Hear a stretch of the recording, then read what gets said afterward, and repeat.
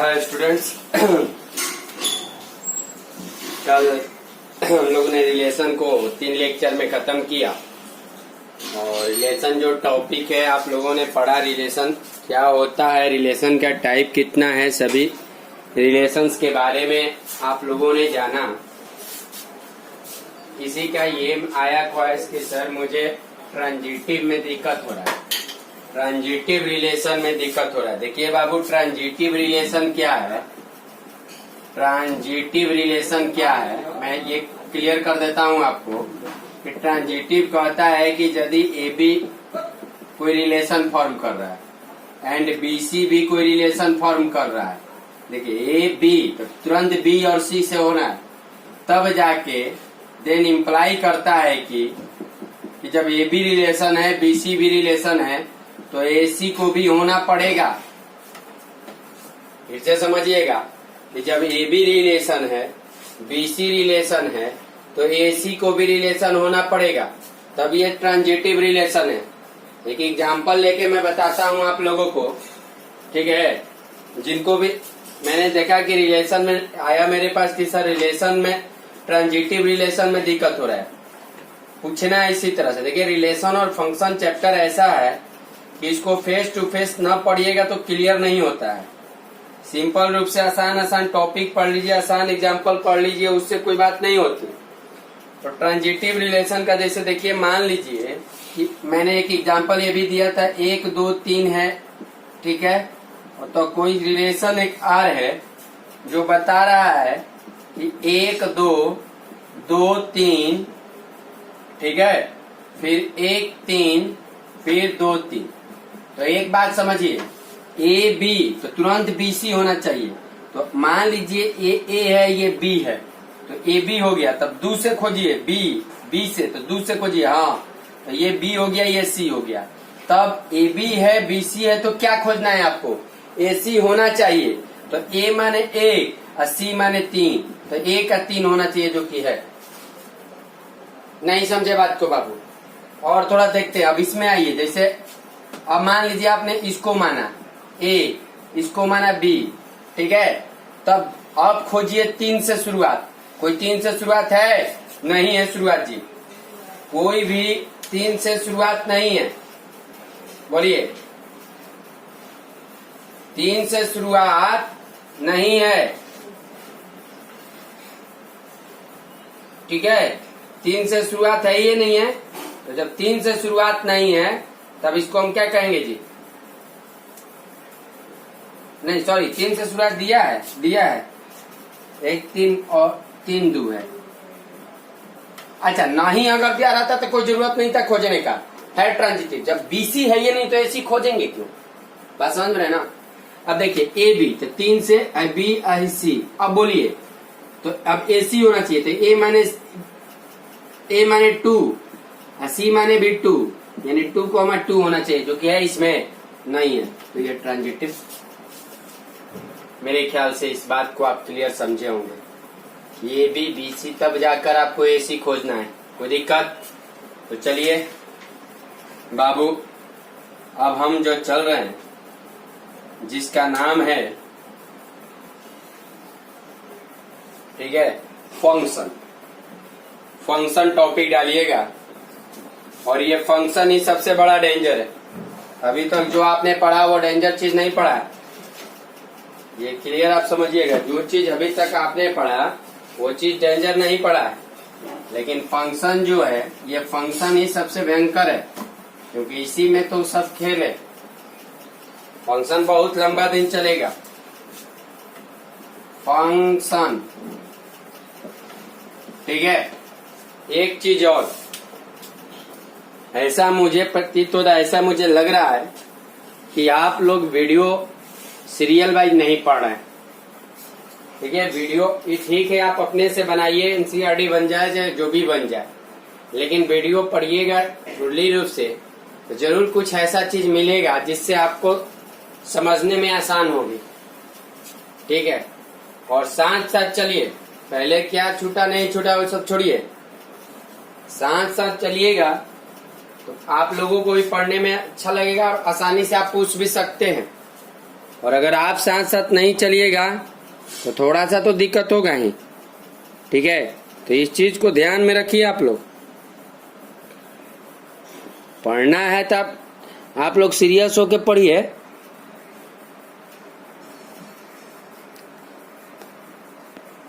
नहीं तो फिर तो जहां, क्योंकि ये रिलेशन फंक्शन टॉपिक है। रिलेशन फंक्शन मैंने पहले ही बोला था कि थोड़ा सा तो हार्ड लगता ही है। इसको आपको अपने से कमांड करना है। अच्छा, फंक्शन क्या है? देखिए, मैं शुरू दिन ही बोला था, याद होगा तो आपको शुरू दिन क्या बोले थे कि हर फंक्शन रिलेशन है, लेकिन हर रिलेशन फंक्शन नहीं है। आपने नहीं समझा। Relation is not function, but function is relation.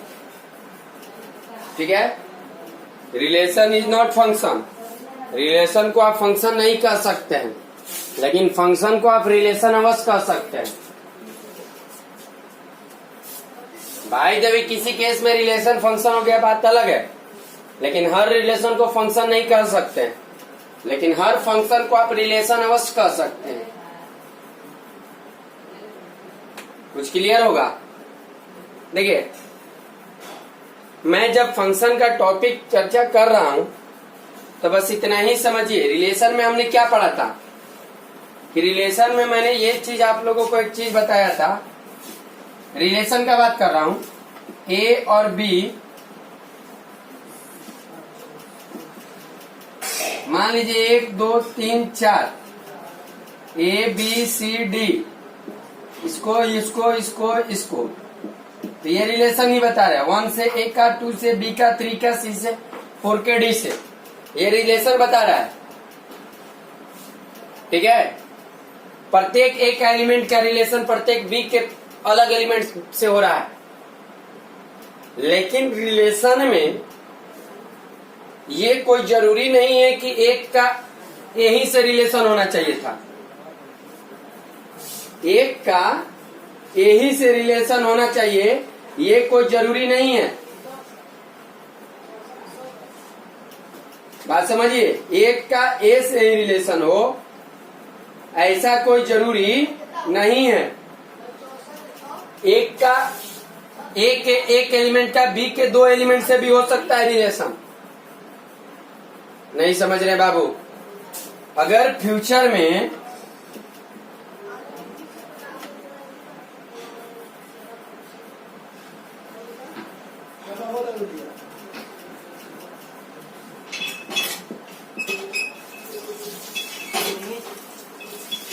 ये रिलेशन हो सकता है, ये रिलेशन हो सकता है। ठीक है, और इस रिलेशन को और वो रिलेशन, दोनों रिलेशन हो सकता है। लेकिन ये रिलेशन जो है, ये ध्यान में अभी इसी टॉपिक पर हम बात करेंगे और फंक्शन का करेंगे। इसको मैपिंग बोला जाता है। मैपिंग मैंने जेरोक्स। जेरोक्स मतलब एक का रिलेशन ए से, 2 का बी से, 3 का सी से, 4 का डी से, 1 का ए से बी, 1 का बी से बी, 2 का सी से और 3 का डी से।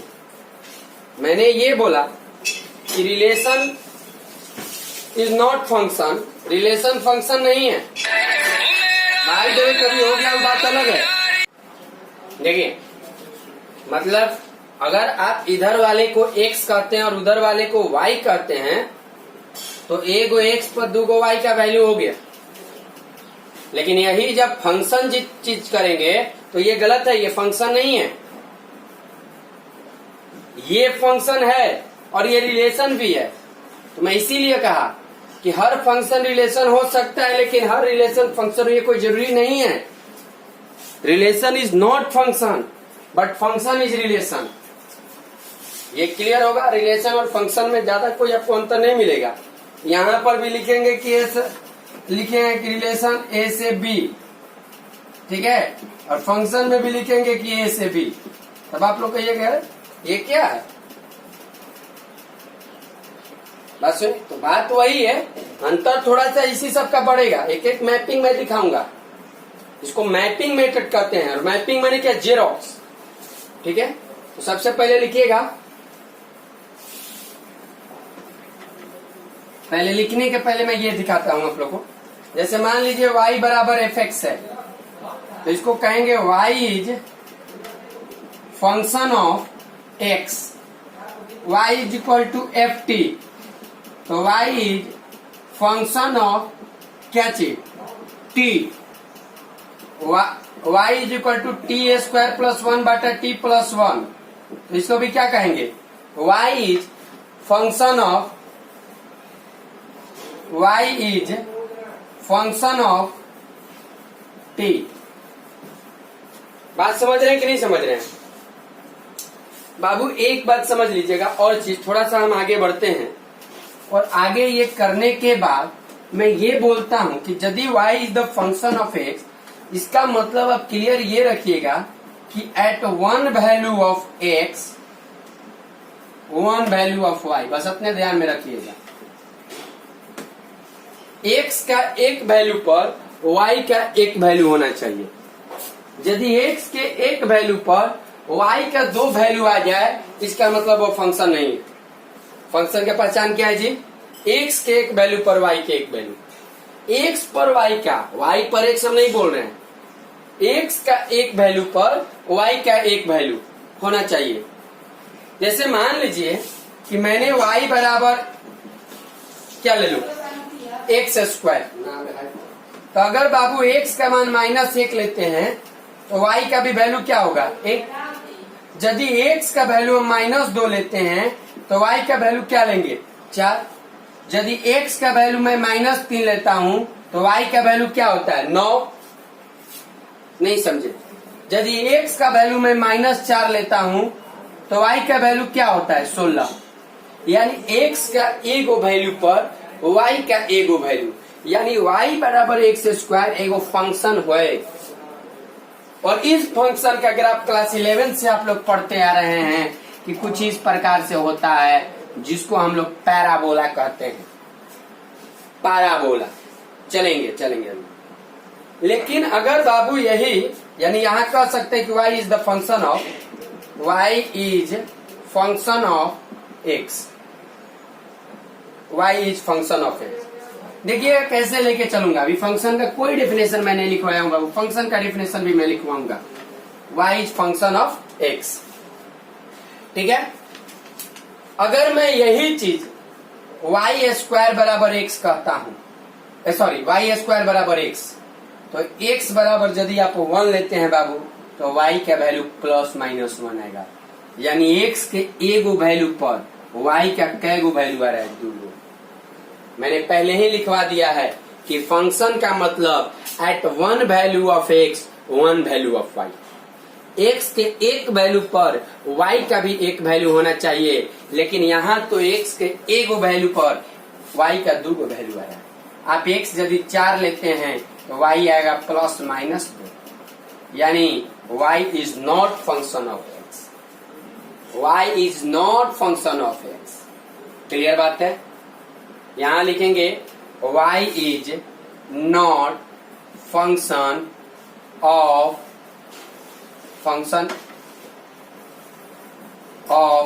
x। क्लियर बात बाबू? कोई दिक्कत? थोड़ा सा भी दिक्कत नहीं है?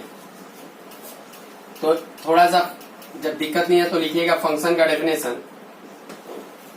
फंक्शन का let a and b are two non-empty sets, then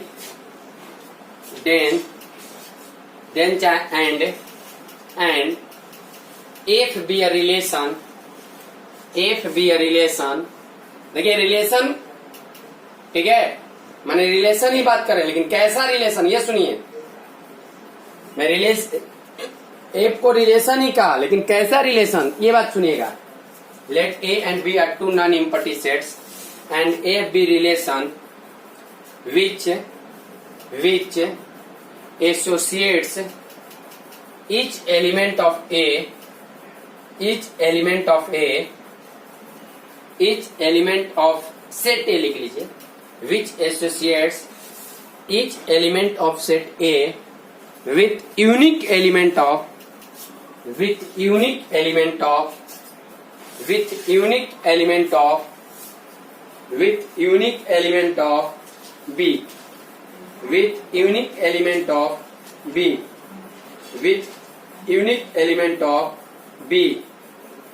ठीक है, with unique element of B, set B,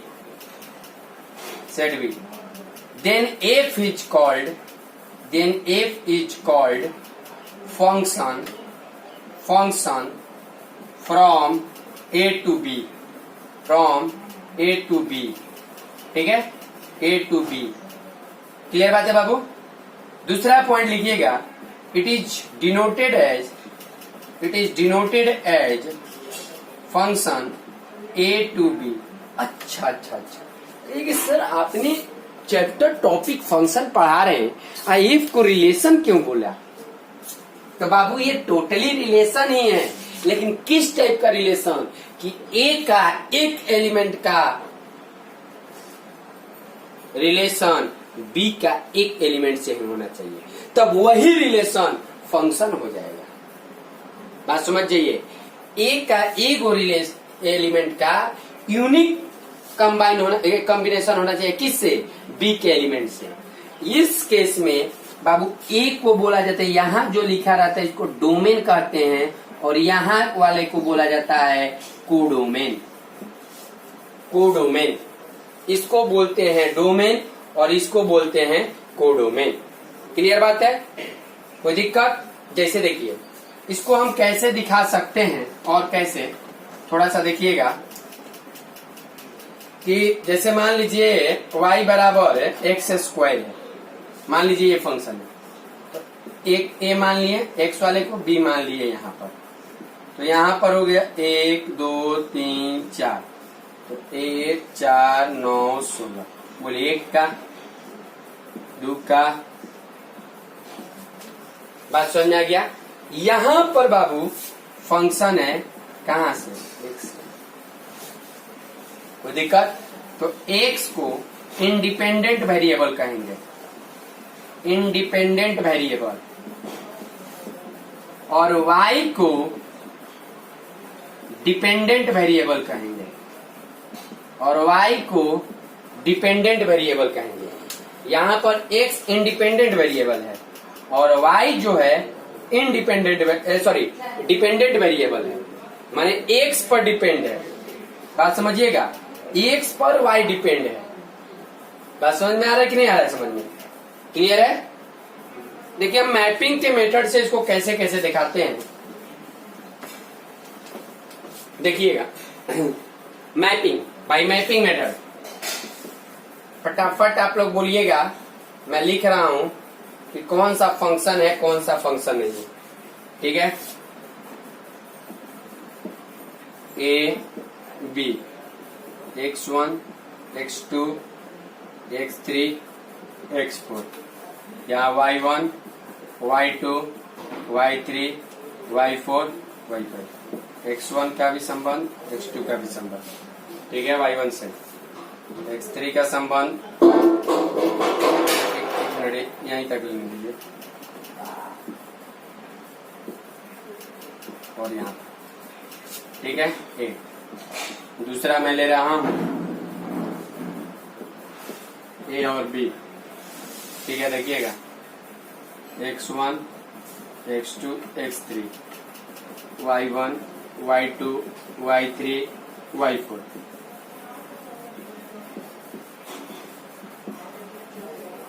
ठीक है। तीसरा मैं ले रहा हूं यहां पर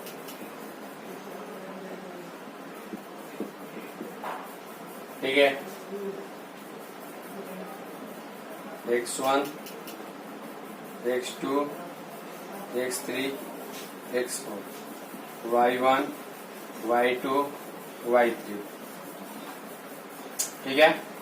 और चौथा ले रहा हूं x1 x2 x3 ए और इसको बी, और यहाँ पर ले रहा हूं y1 y2 y3 y4।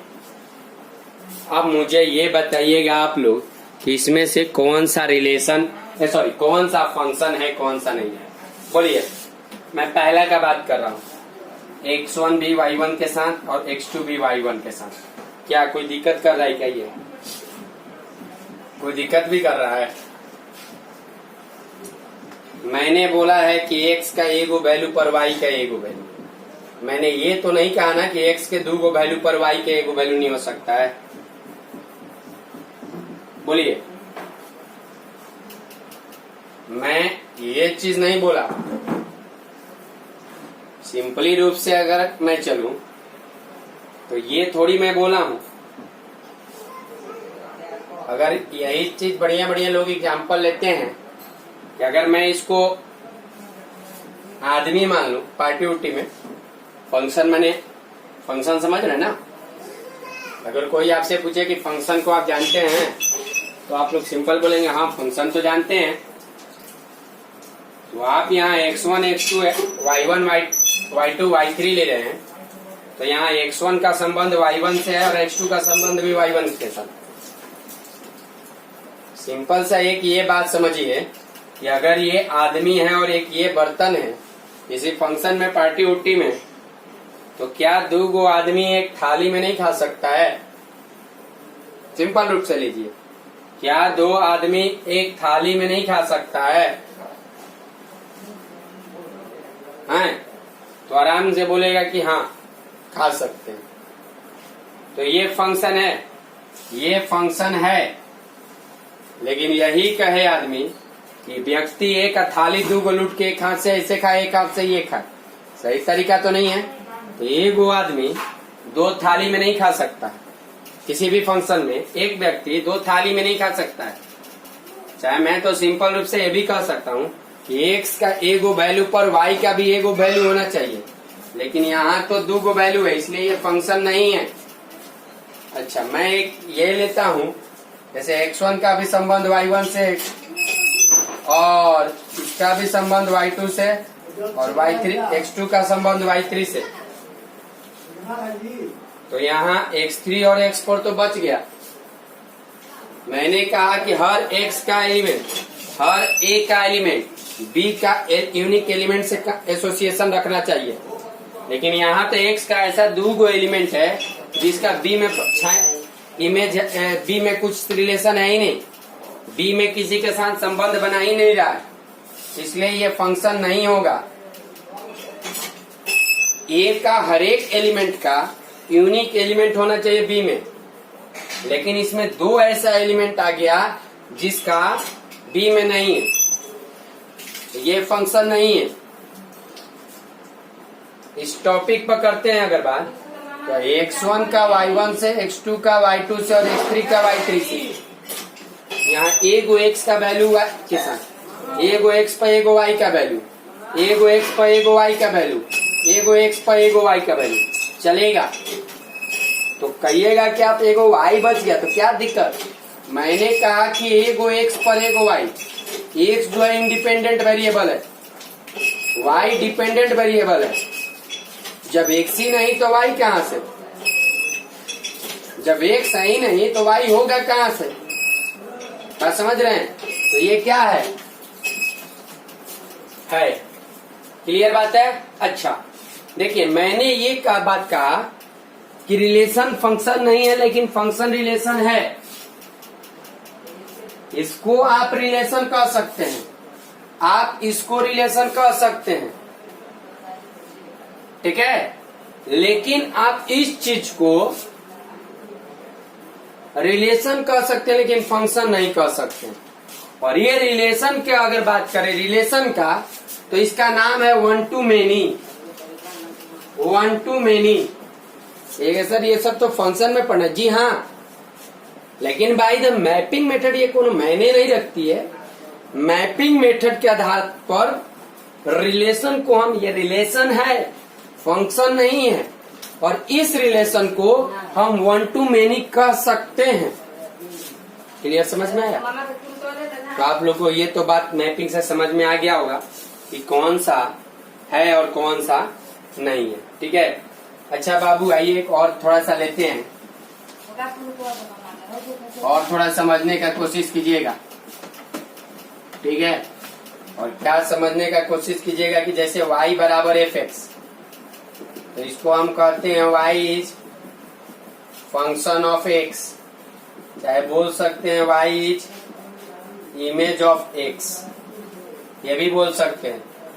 ठीक है, y is the function of x और y is the image of x। Clear बात है, मिटाएं, लिखिएगा नेक्स्ट टॉपिक फंक्शन का, ग्राफिकल मीनिंग ऑफ फंक्शन।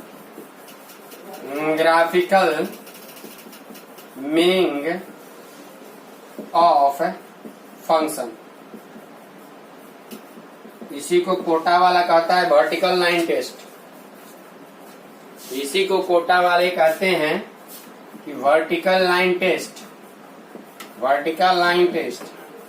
कारण कि differential calculus Amit M Agarwal के बुक में ये वर्टिकल लाइन टेस्ट ही लिखता है। कहने का मतलब आप कैसे बताइएगा कि फंक्शन है कि नहीं। मान लीजिए आपको ये ग्राफ दे दिया और ये ग्राफ देने के बाद मान लीजिए ये आपको ग्राफ दे दिया, ठीक है, और ये ग्राफ देने के बाद आप कैसे बताइएगा।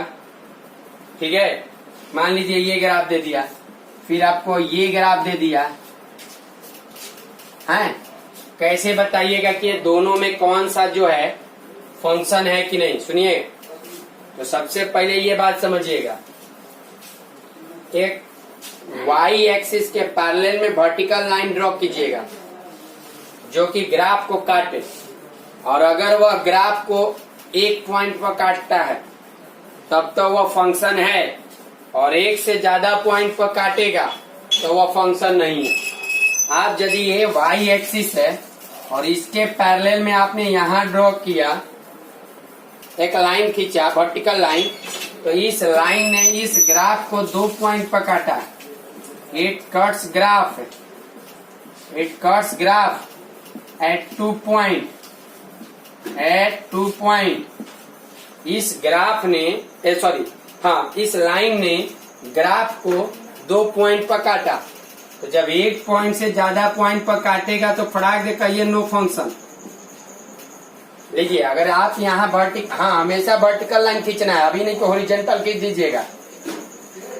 ये खींचिए, ये खींचिए, ये खींचिए, ये खींचिए, ये खींचिए, आप कहीं भी खींच रहे हैं तो एगो लाइन माने अगर इस लाइन का बात करें तो इस ग्राफ को एक पॉइंट पर काटा है, इस लाइन का बात करें तो इस ग्राफ को एक पॉइंट पर काटा है। बात समझिए, तो ये फंक्शन है, इसी को ग्राफिकल मीनिंग ऑफ फंक्शन कहते हैं। लोग वर्टिकल लाइन टेस्ट भी कहते हैं इसको, वर्टिकल लाइन टेस्ट के द्वारा कह सकते हैं।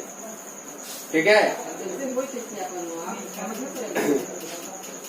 तो ध्यान में यही रखना है कि यदि कोई भी फंक्शन, ठीक है, अगर कोई भी फंक्शन आप बनाए हैं ग्राफ, और उस ग्राफ को अगर कोई लाइन 2 पॉइंट पर काटता है, एक से माने ज्यादा काटता है, 2 क्या एक से ज्यादा काटेगा तो फंक्शन नहीं होगा, और अगर 1 पॉइंट पर काटेगा तो वह फंक्शन होगा। सिंपल सा रूपए को लेके चलते हैं, आप लोग भली भांति जानते हैं ये क्या है, वो सर्किल। इस सर्किल का इक्वेशन क्या बोलिएगा, x² + y² बराबर a²। ओरिजिन से है, सेंटर 0 0। वर्टिकल अगर आप लाइन खींच रहे हैं तो बोलिए तो ये ग्राफ को कितने पार्ट में काटा है, समझ रहे हैं कि नहीं समझ रहे हैं। एक और चीज लिखिए, 2 पॉइंट तो नॉट फंक्शन, फंक्शन नहीं हो सकता है। फंक्शन है, रिलेशन तो हो सकता है लेकिन फंक्शन नहीं है। अच्छा, एक और चीज लेते हैं हम, जैसे मान लीजिए आप लोग ग्राफ में बताऊंगा भी x³ - x, थोड़ा इसका ग्राफ बताइए तो।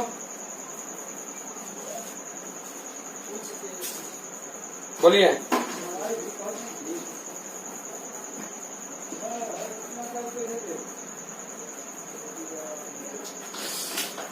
बोलिए हो तो y बराबर अगर x ले लेते हैं तो x स्क्वायर माइनस 1, फिर y बराबर x into x minus 1 into x plus 1।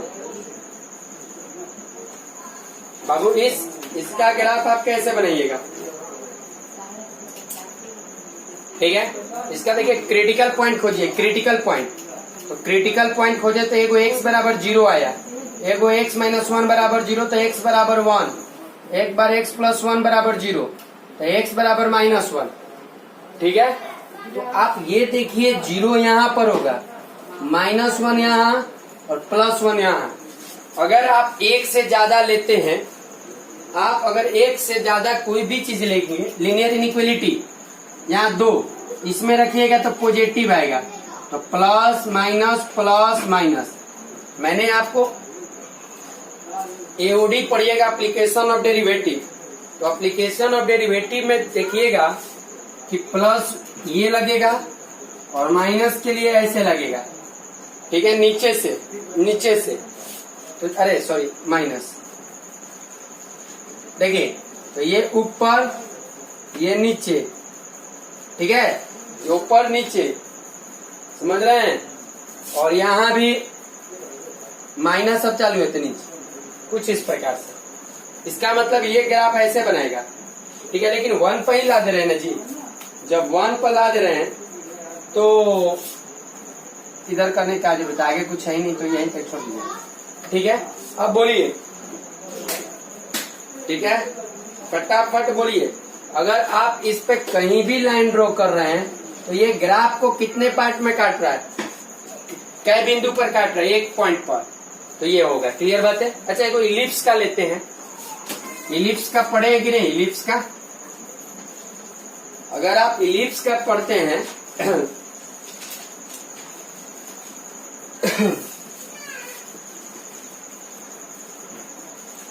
X square बटा ए स्क्वायर प्लस वाई स्क्वायर बटा बी स्क्वायर बराबर कितना? 1। इस केस में आप अगर वर्टिकल लाइन ड्रॉ करते हैं तो ग्राफ को कितने जगह पर काट रहा है? 2 पॉइंट पर। जब 2 पॉइंट पर काट रहा है तो ये फंक्शन नहीं है।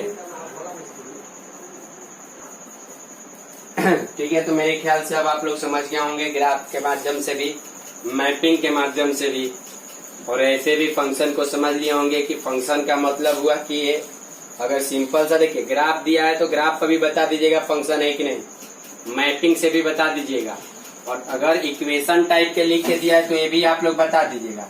एक्स का एगो वैल्यू पर वाई का एगो वैल्यू आना चाहिए। ठीक है, माने वाई के एगो वैल्यू आवे के चाहिए। आप कहिएगा सर एक्स के 2 वैल्यू पर वाई के एगो वैल्यू, क्या दिक्कत? कोई दिक्कत नहीं है। मैंने कहा कि at 1 value of x 1 value of y, 2 x पर 2 वाई आ जाए तो भी सही, 2 एक्स पर 1 वाई आ जाए तो भी सही, लेकिन 1 एक्स पर क्या कि देखिए एक्स इंडिपेंडेंट है, वाई डिपेंडेंट है। एक्स इंडिपेंडेंट है तो कुछ कर सकता है, अरे ऊपर वाला कुछ भी कर सकता है, लेकिन नीचे वाला ऊपर वाला पर डिपेंडेंट है। अब ये है कि आज ये पर्व है तो ये चीज नहीं खाना है तो नहीं खाना है, खाइएगा तो फिर तो उल्टा सीधा काम होगा ही। तो बस यही समझिए कि फंक्शन जो है क्या है, ऊपर वाला है। इसको मतलब है कि एक्स का एगो वैल्यू पर वाई का एगो वैल्यू, एक्स का 2 वैल्यू पर भी वाई का एगो वैल्यू हो तो कोई दिक्कत नहीं है, लेकिन एक्स के एगो वैल्यू पर वाई का 2 वैल्यू हो जाए ये तो महा दिक्कत है। तो मैंने आपको ग्राफिकल रिप्रेजेंटेशन ऑफ द पढ़ाया। ठीक है, अब धीरे धीरे हम तो थोड़ा चलते हैं और अब आते हैं हम थोड़ा सा आप लोगों को मैपिंग में ही एक चीज बता देते हैं कि जैसे बाबू, हाँ मैपिंग में ही बताते हैं, एगो मैपिंग में ही एगो चीज चलते हैं, थोड़ा सा समझने का कोशिश कीजिएगा।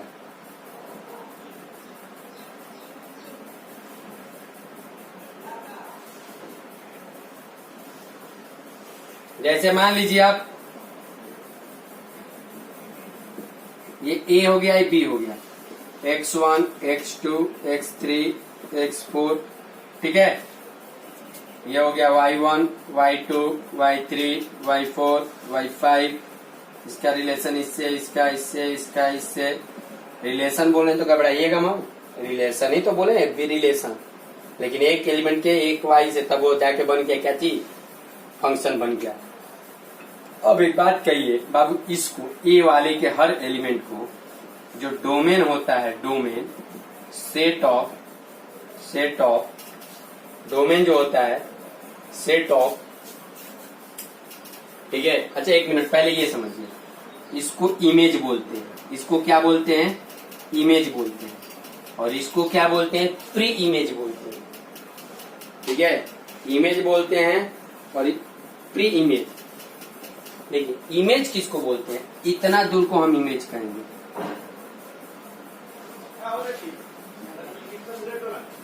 इसको हम इमेज कहेंगे, और इसको जो हम कहेंगे प्री इमेज कहेंगे।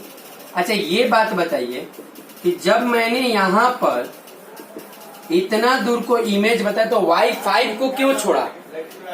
Y5 को छोड़ने का कारण ये है कि Y5 का रिलेशन एक भी एलिमेंट का साथ नहीं है, यानी आप इमेज उसी को कह सकते हैं जो जिसका रिलेशन एक का एलिमेंट से है। x1 का भी है, y1, x2 भी, y2, x3 भी, y3, x4 भी, y4। तो ये जितना का परछाई, एक सिंपल सा रूप बताइए, जितना को तीर लगा है, तीर ये समझिए, अगर तीर है तो जितने को तीर लगा है बी के वह सारे एलिमेंट जिसको तीर लगा है उसको हम इमेज कहेंगे, और जिसने जिसने तीर लगाया है उसको हम प्री इमेज कहेंगे। क्लियर बात है। तो आप ये कह सकते हैं कि सेट ऑफ प्री इमेज जो कहलाता है वो डोमेन कहलाता है। नहीं समझे बात को, ठीक है। यानी कौन कौन डोमेन हो गया जी, डोमेन हुआ कौन, डोमेन हो गया x1, x2, x3, x4।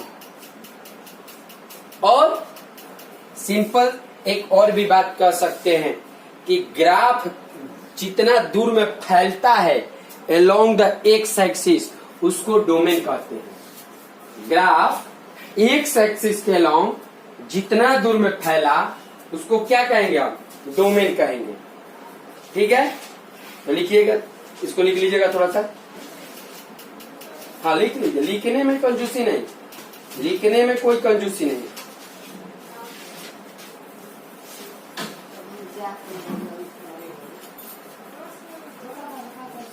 ठीक है, सेट ऑफ प्री इमेज कह सकते हैं, यानी अच्छा एक्सपेंशन ऑफ ग्राफ, इसको ये भी कह सकते हैं, expansion of graph, expansion of graph along x axis, along x axis, along x axis, चाहे on x axis, along x axis चाहे on x axis, ठीक है। क्लियर बात है। अब चलते हैं डोमेन के बाद बात करते हैं बाबू रेंज। रेंज, रेंज किसको कहेंगे, तो रेंज होता है सेट ऑफ इमेज। ये सब कोई रटना डेफिनेशन नहीं है, चाहे ये कह सकते हैं रेंज का मतलब कि जैसे हाई हाई है ना, हाई हाई, तो ये रेंज कितना हाइट पर उठा है, तो रेंज का मतलब आप बोल सकते हैं एक टाइप से क्या, इमेज कह दिए तो भी सही, हाइट भी बोल देंगे तो भी सही, या वैल्यू ऑफ वाई भी बोल दिए तो भी सही, ठीक है। वैल्यू ऑफ वाई बोल देंगे वही, वो भी सही, वैल्यू ऑफ वाई।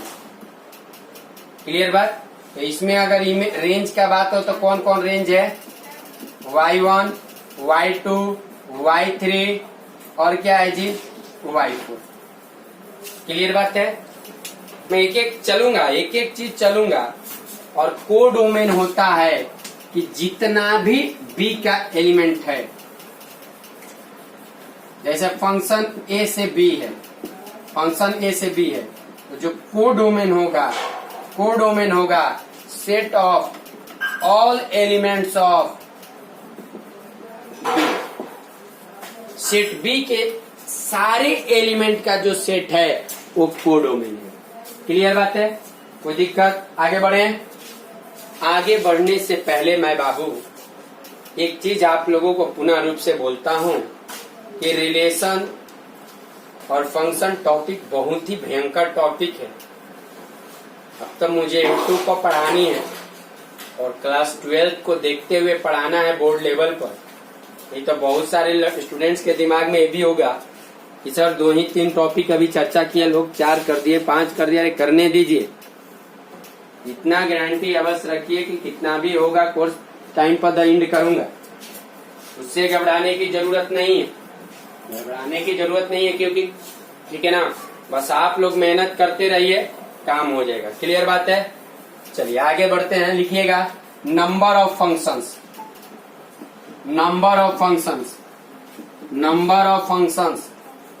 मैं आगे भी चलूंगा लेकिन उसके पहले लिखिएगा number of functions, number of functions, functions, number of functions या और mapping, mapping, number of functions है मैपिंग, फंक्शन या mapping from A to B, माने ए से बी में कई गो फंक्शन, जैसे रिलेशन बताए थे ना, रिलेशन कई गो रिलेशन बन सकता है, तो 2 के पावर m गुना n, बात समझ में आइए। लेकिन यहाँ फंक्शन कै गो बनेगा, 2 के पावर m, m माने a का एलिमेंट है, b माने n, तो 2 के पावर m गुना n माने रिलेशन के लिए था। लेकिन आपसे भी क्वेश्चन कर सकता है कि फंक्शन कितना बन सकता है, ठीक है, तो फंक्शन कितना बन सकता है, तो ये बात बताइए।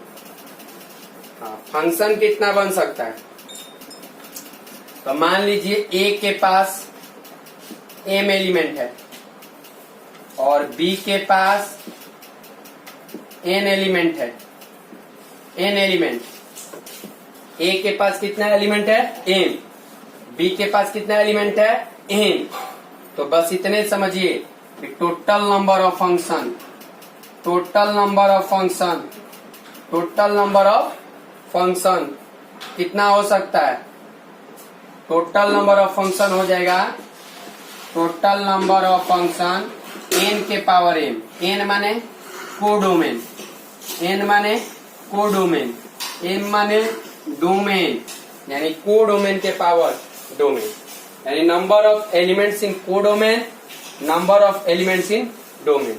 क्लियर बात है? कि सर ये कुछ बात पचा नहीं, थोड़ा सा इसको मैपिंग के माध्यम से समझाइए। अगर लिख लिए होंगे तो इसको मिटाता हूँ।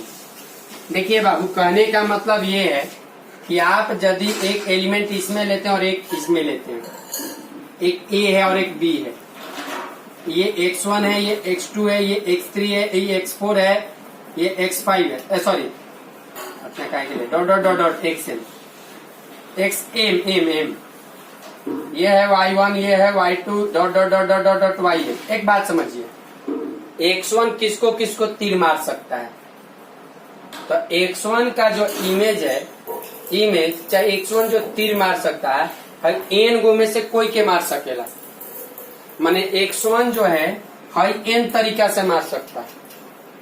बात समझिए, अगर इसको भी बात करें तो ये भी n तरीका में से किसी एक को भी मार सकता है।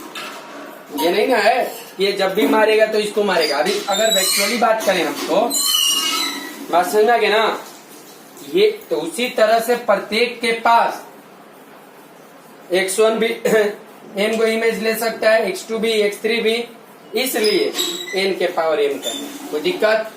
क्लियर हुआ? अब मैं चलता हूं, मैंने पहले ही बता दिया कि नंबर फंक्शंस के टाइप पढ़ने के पहले मैं डोमेन और रेंज के बारे में इतना ग्राफिकली आप लोगों को समझाऊंगा कि फिर आप लोग क्लियर होइएगा।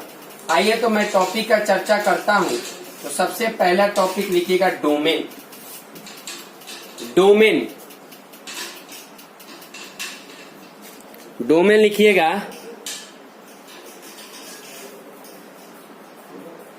डोमेन, मैंने डोमेन का मतलब क्या पहले बताया। डोमेन का मतलब ये set of preimage, set of preimage, चाहे graph, graph expansion of graph on the x axis, या आप ये कह सकते हैं एक्स का वैल्यू जिस पर फंक्शन डिफाइंड है, माने एक्स का सारा वैल्यू जिसके लिए फंक्शन डिफाइंड है, माने एक्स के वैल्यू को आप डोमेन बोलिएगा। बस सिंपली रूप से इतना समझिए। लेकिन एक बात रहे कि एक्स का वैल्यू डोमेन है लेकिन वो सारे एक्स का वैल्यू होंगे जिन पर फंक्शन डिफाइंड है। फंक्शन डिफाइंड का मतलब एक्स का कोई ऐसा वैल्यू ना हो जाए जिसके कारण फंक्शन को किसी प्रकार की दिक्कत हो। तो लिखिएगा the value of x, the value of x at which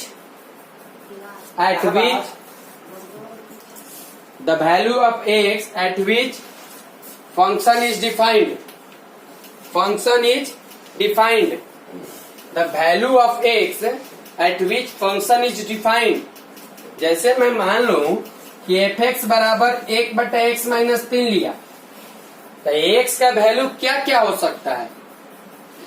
तो x का वैल्यू सभी रियल वैल्यू हो सकते हैं, सभी रियल वैल्यू हो सकते हैं, लेकिन याद रखें उस वैल्यू को छोड़कर, किस वैल्यू को, जिस वैल्यू के लिए ये टोटल मान 0 हो जाए, यानी x माइनस 3 बराबर 0 तो x बराबर 2, क्योंकि अगर ये टोटल मान 0 हो गया तो 1/0 मतलब नॉट डिफाइंड, चाहे जिसको आप इन्फिनाइट कह सकते हैं। एक्चुअल में नॉट डिफाइंड बोलते हैं, लेकिन बहुत सारे लोग इसको इन्फिनाइट लिख देते हैं। नो, नॉट डिफाइंड, 1/0 एक्चुअल में नॉट डिफाइंड ही होता है। तो आप इस केस के लिए अगर बोलना हो तो x का सब रियल वैल्यू बोल सकते हैं, लेकिन क्या छोड़कर? 3। तो ये डोमेन बताता है। डोमेन माने x का वो सारे वैल्यू जिस पर वह फंक्शन डिफाइंड है। डिफाइंड का मतलब समझ गए? मैं फंक्शन को एक एक करके बताने का काम को चलूंगा, इतना बात समझिए। तो सबसे पहले इसके बाद मैं चलता हूं, जैसे एक और एग्जांपल ले लीजिए। जैसे मान लीजिए आप एफ एक्स बराबर एक मान लीजिए 1/x प्लस 5 है, तो एक सभी रियल वैल्यू होंगे, आर माने रियल, लेकिन -5 को छोड़कर, क्योंकि -5 का मतलब -5 प्लस 5 0, 1/0 का मतलब इन्फिनाइट। क्लियर बात है? आगे बढ़ू, कोई दिक्कत? तो बस इतने समझिए कि एक और चीज आप बोल सकते हैं कि यदि y बराबर एफ एक्स है, y बराबर एफ एक्स है, तो डोमेन जो है, माने डोमेन जो है set of all real value of x, ठीक है? मैंने जो वही चीज बोले, for which function is defined, for which function is defined, पहले ही बोल दिया, all the value of x for which the function is defined. Clear बात है? चलिए लिखिए नेक्स्ट को। अब लिखिएगा rules for finding domain, rules for finding domain. Domain को फाइंड करने का रूल्स क्या होता है? तो बस इतने समझिए कि मान लीजिए कि कोई फंक्शन है बाबू y बराबर एफ एक्स, ठीक है, सिंगल सिंगल रहे तो कोई दिक्कत नहीं है, y बराबर जी एक्स, और आपसे कोई डोमेन पूछता है, domain of F x plus हो चाहे माइनस हो जी एक्स, ठीक है, या फिर इनटू भी हो, या इनटू का भी चिन्ह हो, ठीक है। तो इस केस में डोमेन जो होगा, मान लीजिए एफ एक्स का डोमेन जो है D1 है और जी एक्स का जो डोमेन है D2 है, तो इस दोनों के बीच में प्लस हो, माइनस हो, गुना हो, कुछ भी हो, दोनों का डोमेन का इंटरसेक्शन बता दीजिए, फाइनली रूप से ये रिजल्ट का इंटरसेक्शन होगा। क्वेश्चन के माध्यम से हम चलेंगे, ये मत घबराइए कि नहीं चलूंगा, क्लियर रूप से चलूंगा, ठीक है। अगर यही बात बाबू भागा का रहे, अगर एफ एक्स बटा जी एक्स, ठीक है, तो इसका भी जो डोमेन होगा, इसका भी जो डोमेन होगा वो D1 इंटरसेक्शन D2 होगा, लेकिन किसको, वो चीज को छोड़कर, मैं पहले बोला सब इंटरसेक्शन ही होगा, जोड़ हो, घटाव हो, गुना हो, भागा हो, उनके लिए डोमेन के बीच में इंटरसेक्शन लगेंगे, लेकिन उस वैल्यू को छोड़कर, किस वैल्यू को छोड़कर, जिस वैल्यू के लिए 0 है, क्योंकि इसका 0 होने का मतलब है कि फंक्शन नॉट डिफाइंड, क्लियर। तो उस वैल्यू को छोड़कर जिसके लिए gx 0 हो जाए, क्लियर बात है।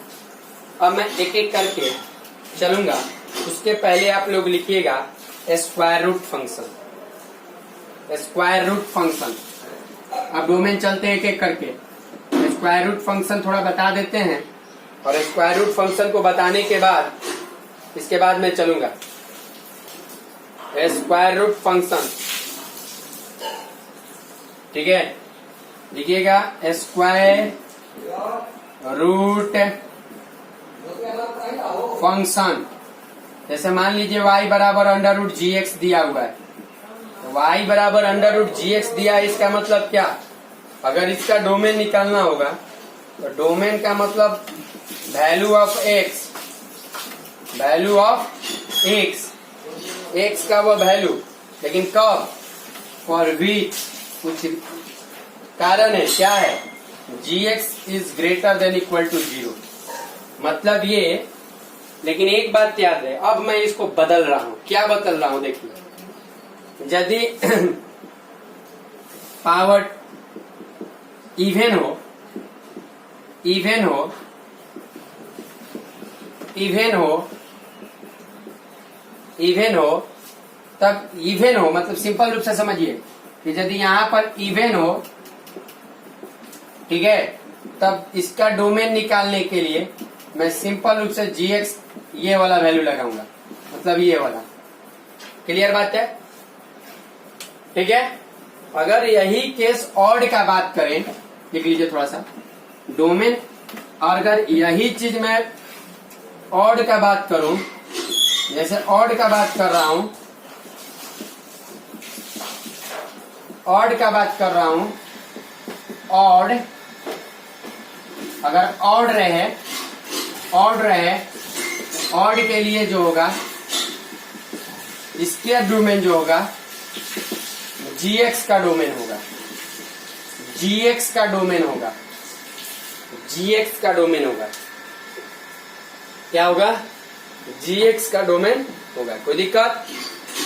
बस क्लियर बात यही समझना है कि gx का डोमेन होगा, मैंने जो भी gx है उसके लिए डोमेन होगा। पर ये ध्यान में रहना चाहिए कि x वहां डिफाइंड है कि नहीं। क्लियर बात? जैसे एक एग्जांपल लेके चलते हैं, एक एग्जांपल लेके चलते हैं। जैसे फंक्शन बहुत रूप में बांटा गया है, लेकिन अगर टॉपिक की बात करें, अपनी काम की बात करें, चाहे YT लेवल तक एडवांस हो, ID जैम के बात हो, नेट JRF के बात हो, कहीं तक की बात हो, ठीक है, तो उसके पहले हमने फंक्शन को IT लेवल तक का मैं जो फंक्शन है उस चीज को मैं लेकर चलूंगा। तो मैं पहले इसका स्क्वायर रूट वाला फंक्शन का बता देता हूं। जैसे मान लीजिए कि दिया हुआ, लिखिए find the domain of, question है find the domain of, find the domain of y बराबर under root 5x minus 3, y बराबर अंडर रूट 5x माइनस 3, ठीक है। तो इसका डोमेन के लिए कुछ करना नहीं है, ये तो gx जैसा लिख रहा है, तो 5x माइनस 3, तो 5x का मान, तो x के मान, यानी इसका जो डोमेन होगा 3/5 से लेकर कहा? इंफिनिटी। तो दिक्कत? बोलिए। अगर आप सिंपल एक लेके मैं बात चलूं, कि जैसे मान लेता, मैं लेता हूं 1/x माइनस 1 और x माइनस 2,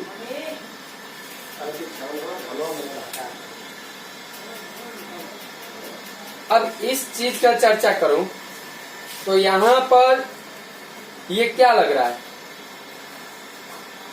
बोलिए। ये तो रूट में नहीं है, रूट में नहीं है तो इसको तो सिंपल रूप से इसमें ले आगे भी लेके चल सकते थे, लेकिन ये सारे रियल वैल्यू देंगे, ये सारे रियल वैल्यू देंगे, इसका जो डोमेन होगा सारा का सारा रियल वैल्यू होगा, लेकिन क्या छोड़कर? 1 और 2 को छोड़कर, क्योंकि 1 पर भी ये नॉट डिफाइंड है, 2 पर भी नॉट डिफाइंड है, लेकिन ये तो रूट क्या। चलिए तीसरा टॉपिक में बात करता हूं। जैसे मान लीजिए आपको क्वेश्चन दे दिया y बराबर क्यूब रूट 5x माइनस 3, बोलिए बाबू ये इवन है कि ऑड है? यहां पर इवन था तो इसलिए हमने ये लिया, लेकिन ऑड जब है तो इसका मतलब 5x-3 का डोमेन और इसका डोमेन क्या होता है जी, तो सब रियल, यानी फाइनली रूप से इसका डोमेन क्या हो गया, रियल हो गया। इसका डोमेन क्यों रियल होता है इस चीज को मैं बताऊंगा, एक एक करके लेके चलूंगा और बताऊंगा, कोई दिक्कत? तो चलिए आइए, ठीक है। तो अब हम एक एक करके आइए, चलिए। तो मैं फंक्शन को क्लासिफिकेशन कर देता हूं और इतना ही प्रकार का फंक्शन, ऐसे तो फंक्शन छोटा मोटा टूटा फूटा बहुत सारे होंगे, लेकिन इतना ही मुख्यतः रूप से हम फंक्शन को, और फंक्शन को कैसे क्लासिफाइड कर रहा हूं देखिए। सबसे पहले दो रूप में, एक अलजेब्रिक है और एक है ठीक है, ट्रांसेंडेंटल फंक्शन। अब अलजेब्रिक फंक्शन में कहीं कहीं ये भी होता है, अलजेब्रिक फंक्शन में हम पढ़ेंगे एक पोलिनोमियल फंक्शन। इस पोलिनोमियल के अंदर ही हम लोग ये पढ़ेंगे आइडेंटिटी फंक्शन, लीनियर फंक्शन, माने जो भी फंक्शन है सभी इसी के अंदर में पढ़ेंगे, कोई दिक्कत है? और पोलिनोमियल फंक्शन हो गया। अब एक बात और लिख लीजिएगा, मोनोमियल फंक्शन भी, मोनोमियल फंक्शन, पोलिनोमियल, मोनोमियल, पहले मोनोमियल ही लिखना चाहिए था, पोलिनोमियल। अब पोलिनोमियल के अंदर एक कांस्टेंट आइडेंटिटी सब पढ़ेंगे, जो भी है, लीनियर फिनियर सब जितना भी है, ठीक है। फिर रेशनल, इरेशनल, ठीक है। और इसी के अंदर पीस वाइज फंक्शन बोलेंगे, पीस वाइज फंक्शन, ठीक है। इसी के अंदर हम लोग पीस वाइज फंक्शन पढ़ेंगे। अब ये पीस वाइज फंक्शन क्या होता है, तो जैसे मॉडुलस हो गया, ठीक है। और क्या होता है जी, सिग्नम होता है, ये सब के बारे में पढ़ेंगे। फिर क्या होता है, GIF, ग्रेटेस्ट इंटीजर फंक्शन। फिर क्या होता है, fractional part function,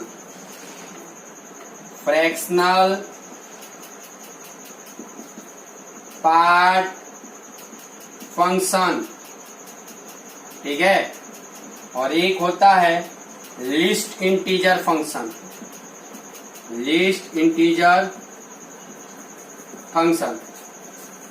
modulus, signum, greatest integer function, fractional part function, list integer function, पहले मैं क्लासिफाइड कर दे रहा हूं। और ट्रांसेंडेंटल के अंदर जो पढ़ेंगे ट्रिग्नोमेट्रिक, इसके अंदर trigonometric, inverse trigonometric, ITF, inverse trigonometric function, ITF, exponential,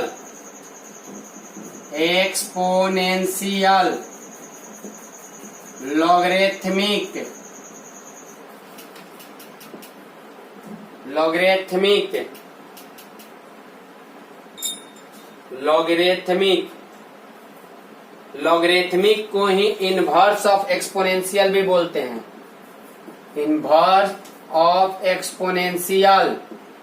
exponential का इनवर्स को ही लॉगरिथमिक भी बोलते हैं, ठीक है।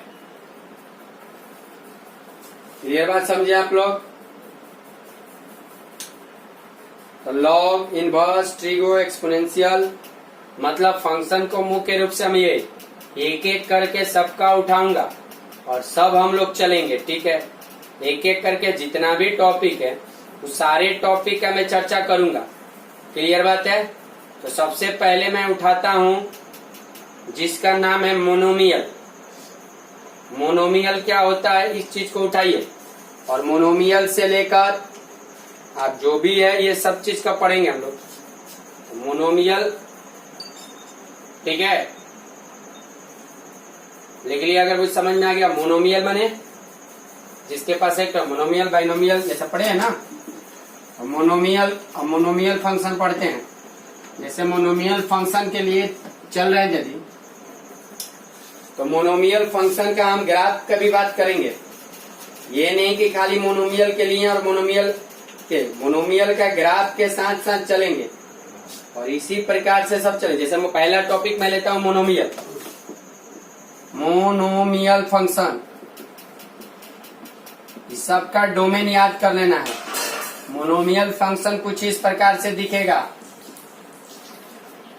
मोनोमियल फंक्शन कुछ इस प्रकार से दिखेगा, ठीक है। ए रियल वैल्यू है और एन जो है पावर है। जैसे एग्जांपल एक बात कर सकते हैं कि जैसे y बराबर x स्क्वायर, y बराबर 2x, y बराबर -x, y बराबर, ठीक है, ये सब चीज जो हो गया। अच्छा, y बराबर x जो भी है वो भी मोनोमियल के अंदर में ही आता है, लेकिन उसको एक आइडेंटिटी फंक्शन भी बोलते हैं। और आइडेंटिटी फंक्शन के लेने का उसको पॉलिनोमियल में भी रख दिया गया। आइडेंटिटी फंक्शन को पॉलिनोमियल के अंदर में रख दिया गया है। कांस्टेंट फंक्शन और आइडेंटिटी फंक्शन, दो ऐसे फंक्शन को जो है उस पॉलिनोमियल के अंदर में रख दिया गया। तो मैं अगर सिंपल सा बात करूं y(x) स्क्वायर का, तो सबको मालूम है y(x) स्क्वायर का ग्राफ इस प्रकार से होता है। y(x) स्क्वायर का ग्राफ किधर होता है? इस प्रकार से। y बराबर अगर 2x का बात किया जाए तो देखिए ये होता है जो आइडेंटिटी फंक्शन होता है। ये जो हुआ आपका y बराबर 2x, सॉरी एक मिनट रुक जाइएगा, मैंने बोला कि जो आइडेंटिटी फंक्शन का जो ग्राफ होता है, यहाँ देखिए वो भी ओरिजिन से जाता है, माने ये y बराबर x, लेकिन मैं y बराबर 2x, तो 2x का मतलब ये कि एक से हल्का सा ऊंचा, तो एक से हल्का सा ऊंचा का मतलब कुछ ऐसे, जब ऊपर से ऊंचा होगा तो नीचे इधर आएगा। अब नीचे इधर आने का कारण ये है कि इधर पॉजिटिव है इसलिए ऊपर जाएगा, लेकिन इधर आने के समय पर तो निगेटिव हो गया। तो निगेटिव में जितना बड़ा होगा उतना ही छोटा कहलाता है। एक से बड़ा है 2x, बात समझ रहे हैं? तो ये हो गया y बराबर 2x, मान लीजिए, समझ जाइए। अगर मैं ऐसे ही बात करूं y बराबर -x का, तो आप सब कोई जानते हैं कि आइडेंटिटी फंक्शन y बराबर x इधर होता है, तो y बराबर जो -x होगा वो इस साइड से बन जाएगा। क्लियर बात है? तो ये सब चीज हम लोग जो है एक एक करके चलिए, कोई दिक्कत। ये सारे का जो डोमेन होता है, मुझे ये ग्राफ से ज्यादा डोमेन जो है, ये सबका डोमेन रियल वैल्यू होता है। और रियल वैल्यू को क्या से दिखाएंगे? R से। क्लियर बात है?